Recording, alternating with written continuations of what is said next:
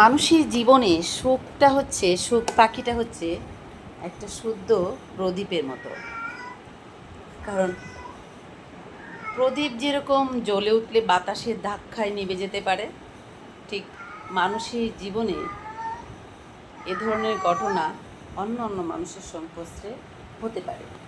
যেমন আপনি কখনো আপনার জীবনের চলার পথে গতি যখন বাড়িয়ে চলবেন, সেক্ষেত্রে দেখবেন আপনার চারপাশের হিংসা মানুষগুলো আপনাকে ধাক্কা মেরে ফেলে দিতে চাইবে। আপনি যদি মনে করেন সেটাই আপনার শেষ পড়া, তাহলে আর কখনোই আপনি কোনোদিনও উঠে দাঁড়াতে পারবেন না।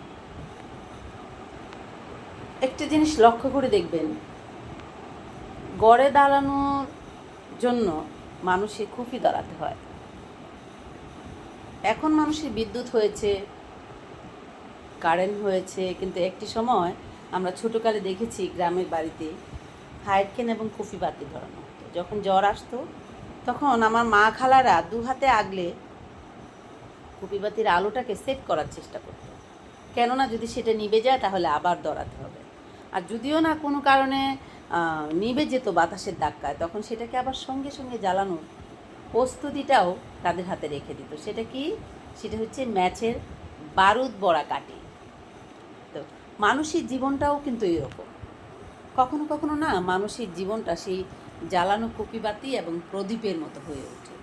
যখন আপনি আপনার নিজের জীবন চলার জন্য গ্রো করতে থাকবেন, তখন আপনার চারপাশে এমন কিছু ঝামেলা আপনার দিকে ছুটে আসতে পারে যে আপনার প্রদীপ নিভিয়ে দেওয়ার জন্য।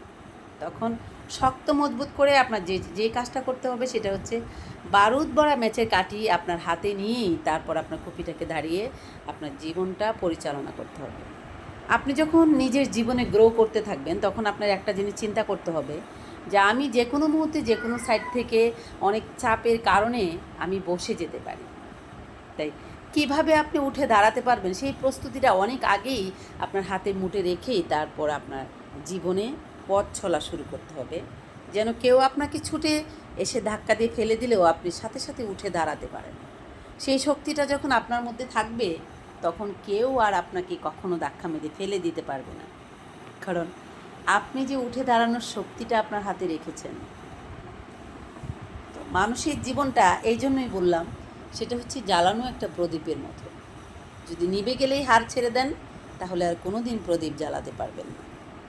আর প্রদীপ যদি জ্বালাতে চান, তাহলে বারুদ ভরা কাঠি আপনার কাছে সংগ্রহ করে রাখতে হবে।